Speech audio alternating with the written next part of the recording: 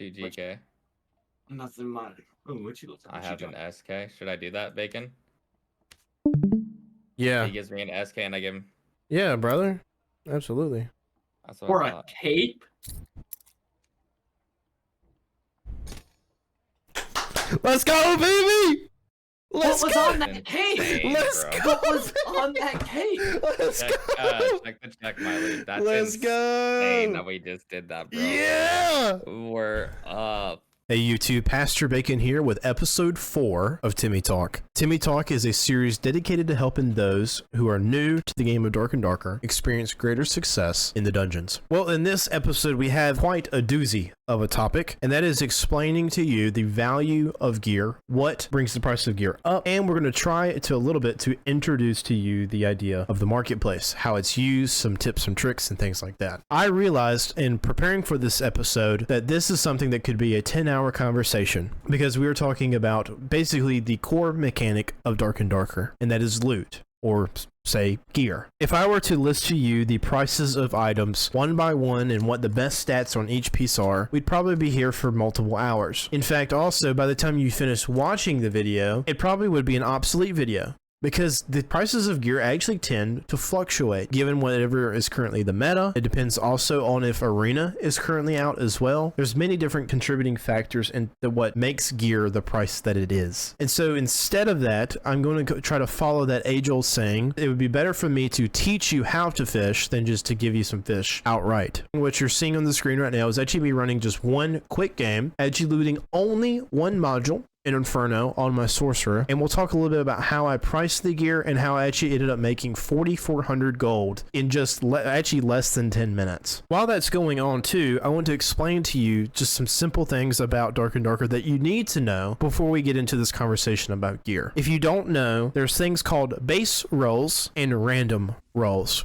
The base rolls on gear are the white items or the white line items that you see on gear. These are the things that roll the same on that piece of gear every single time. The only times that these things change is when the piece of gear itself is at a higher or lower rarity. And so take for example riveted gloves at the white common grade. Well, those are only 3 strength. But if you look at strength gloves at the legendary rarity, you'll notice that they are actually at 6 strength. But the thing is that they will always roll strength. But you'll also notice below that there's multiple blue line items, and these are random. On the specific piece of gear you're seeing right now, you see that they are rolling knowledge, additional memory capacity, magic power, and magic damage bonus. Well, I'll go ahead and let you know right now that these gloves sold in the market for 322 gold exactly. Why is that? Maybe that sounds like a good amount of money. Well, look at this pair of riveted gloves. These riveted gloves actually sold for 9,999 gold. Well, what's the difference? Well, I'll go ahead and give you a hint. It's not because they're gemmed. In fact, gemming gear is not the best way to increase its value. It will increase the value if you roll specific stats, don't get me wrong. But gemming an item only gives you so much of the maximum amount of the attribute or roll that you can get on a piece of gear. So take for example, max health. Max health is always a good roll on any piece of gear. In fact, max health may be one of the best rolls outside of maybe true damage. So having 3 max health compared to 2 max health is actually huge. Why? Because, well, I can use a gem and add 2 max health on a pair of riveted gloves. I just have to upfront the price. But having a pair of riveted gloves that have 3 max health, well, actually, that's much more difficult. See, those have to be found in the actual dungeon. And so this greatly increases the price of said gloves. Another thing to consider is look at the type of stats that are rolling compared to the 2 gloves. Look at the first pair of gloves. This pair of gloves is rolling knowledge and magic power. Compared to the other one, it's rolling physical power and true physical damage, which is of course has been added on. Knowledge and magic power aren't necessarily bad stats in the game. In fact, as a wizard main, I like knowledge and magic power. The problem with this pair of gloves though is that it's rolling knowledge and magic power on riveted gloves or strength gloves. Strength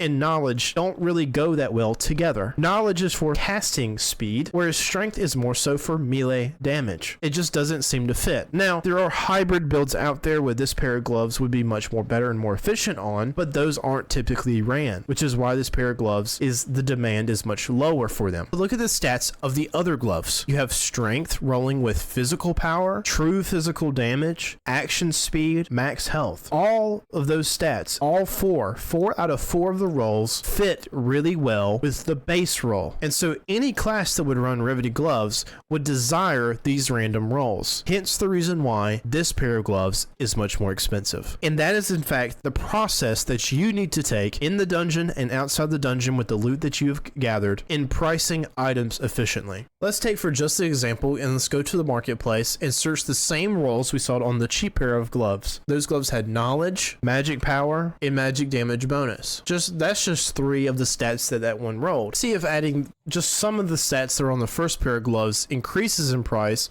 when the base roll is different. So we need different gloves.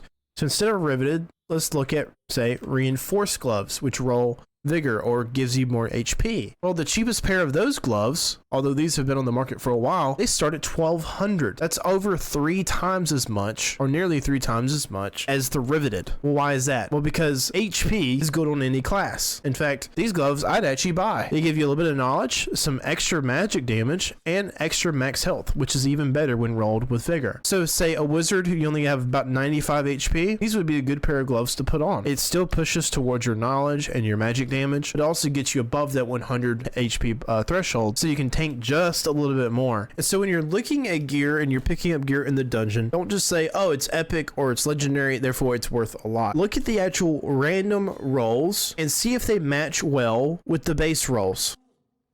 And then also a deeper level to that, who is wearing this type of gear? This piece of gear or this weapon that I've just picked up, who desires it the most? And then ask yourself, what would be the random rolls that person would want the most? And use that in comparison to the rolls that you have to kind of give yourself a gist of just about how much each piece would be worth. As you practice this and as you research the marketplace more often, as you sell gear there more often as well, you'll find that you actually begin to kind of memorize how gear is sold, what gear sells quickly, sometimes it takes a little bit longer on certain pieces, and so you'll actually be able to prioritize specific loot that you know is more valuable in the dungeon. Here is a druid set that I actually just picked up, and I'm actually going to sell it for you guys. Start with the chest piece. Now, this chest piece has vigor, max health, and physical healing. Obviously, this is from a druid, but another class that would wear this would be a wizard. Frocks have been preferred to oracle robes because they are actually faster. And you have the double HP roll with 2 vigor and 5 max health. And so when I go to search this in the marketplace, and I encourage you to do this, I don't search every single stat because it actually can be confusing. Well, here's the starting ones with physical healing. 300, 300, and 2,000. Obviously, the one for 2,000 is not selling. I don't typically search the lesser stats. I'm actually going to flip the rolls here. So what I'm noticing here, there's not many rolls with 5. Also taking into account that this has 5 strength and 2 vigor, which is 2 rolls, compared to some of these, which is only 1 and a lesser amount of max health. Even this one that rolls 5 max health only has 1, and it's priced at 300. This one the same way, this one too, this as well. The first one that we see on the market that has 2 vigor with 5 max HP is at 750 gold. So I actually would put this on the market myself, knowing that it will sell at 699 gold. Just below 700, and I don't lose that much money in the process. These will sell faster than these. Next piece of gear, you have loose trousers, which base roll is agility. They roll actually vigor as well, magic resist, fizz power, and magic damage bonus. Now, to me, the most attractive stats to this typically are always going to be on the physical side. And vigor is good for any class too, and physical power is better with agility because you have classes like rogue and ranger, they want to do more damage, but they also need to be the fastest of all the classes. And so when I go to search this in the market, I'm only going to look for both vigor and physical power, which will give me a good price on all of these. Now I'm looking for both 2 rolls. These are 2 and 3. And so I would find mine price actually in between the both of these. This one is 400. This one's 555. So I'm actually going to I think I'll price mine at 450 gold. All right, now we have our tattered cloak. This is a very nice cloak for one reason. It rolls with action speed. You see the starting price for this actually starts at 390, but just by adding action speed, you're already up at 800 gold. So 850 gold. All right, let's go to our riveted gloves. Again, we have riveted gloves with vigor, fizz power, fizz damage bonus, and MDR. Again, I think I'm gonna actually look specifically at the fizz power, and then actually this time I'll do fizz damage bonus because those are the same stat. So doing both fizz power and fizz damage bonus. We see that it starts at 1,000 gold. You even have some for 2,000, but notice how these are not quite selling as fast. This one's been on the market for about 5 days. So these are not going going as fast as I think many people would like. And so looking through these, I'm seeing my same stats. Of course, mine has only one of each, 1 and 1. And so mine is kind of actually similar to these in that it doesn't have much to go for, but it also does have one extra stat. Remember that it rolls vigor on it, which is always a good stat. But again, that puts it up to 2,400. Because I think these actually aren't going to sell, I'm actually going to put this price with one of these. So I think I'm going to throw mine in for $12.99. Reason being because someone will come through, they'll look through all the different ones. All the other ones had kind of lackluster rolls, but mine will stick out a little bit compared to the rest. We also see that our Tatter Click is already sold for 850 gold. All right, boots. When it comes to actually pricing your shoes appropriately, the main stat you want to see is move speed bonus, or better than that, additional move speed. We also still have fizz damage bonus on these as well, which is also a good stat considering the agility, but we're actually only going to price them using the move speed bonus. Now we're going to base it off the actual number of move speed, which we do have a low roll, only 1%. And so the cheapest one is 300 here. So we're just going to try to lowball him with say like 288 so we can get a quick sell. All right, our next piece of gear, Forest Hood with strength. Stats that stick out to me again, we have the HP roll with the 2 vigor. It also has resourcefulness, spellcast speed, and 2 will. Will is more so, will is also good for building magic resistance, so that's also a plus, but we should consider that more to be like a cherry on top and not necessarily the full sundae, if you will. So when you search these, I'm only going to look for the HP roll on the 2 vigor, and we see that the cheapest one right here with 2 vigor is 140 gold, which typically makes sense because forest hoods are actually not that expensive. As you can see, they actually start out, there's one for 99 gold. So we're actually going to list ours right below this one. I'll say 129. Now, one of my favorite parts of the marketplace, which of course is the jewelry. You should be picking up any decent jewelry off any players that you end up actually eliminating. Why? Because it only takes up a 1x1 slot, and because they can also be the most expensive part of someone's entire kit, especially with the introduction of all attributes, which is a huge price increaser. So let's start off also with our first ring here, which is just a simple epic rarity, 3 agility, all attributes with magic resist and projectile reduction. I could come in here if I wanted to and search projectile reduction, but nothing really changes. In fact, I think the price actually updated and it went down. But if I came in here instead and sorted by all attributes, we're already up to 1,000 gold. Some of these have been up there, so say this one's been up there for more than a day, or about a day. So I still think that these are going to sell, and so I think easily we can come in here and slip in and get ours to sell quickly for $10.99. And so ours is right at the very top. So when someone goes to search all attributes on a quickness ring, ours would be the first one that they see. And with our next ring, honestly, if I was just selling by myself, I'd probably just throw it at $10.99 as well, just to see the pair. But we'll just check out and see if there's anything about magic healing to see if that actually increases the price. It's only 1 magic healing, but we will try it nonetheless. So we see that there's a bunch on the market that are not selling, but it does bring up the price up to $25.55. So what I like to do is actually bring up magic healing isolated on its own to see if it's actually desirable with agility. In fact, this is what you can do to see if a stat goes well with another one. It's just isolate that stat as you search in the marketplace. So agility with magic healing is 300, whereas base rings are 190. So it does bring it up a little bit. I'm going to throw in this ring, the ring with all attributes that we have here, with 1 magic healing. I'm going to price it actually below, much farther below than the 255. I'm going to price it just a little bit higher than these rings right here. In fact, I'm going to price it right below this ring right here who is not selling. So I'm going to match it with these because I think magic healing will stick out to someone who's looking through these more. All right, and last piece we got is our necklace. 4 agility, all attributes with true magic damage. Obviously a buff duration and magic damage reduction as well. Well, let's just sort by all attributes on a necklace to see what we get. So we started at 440. The base is 109. So see how much all attributes brings up the price. Now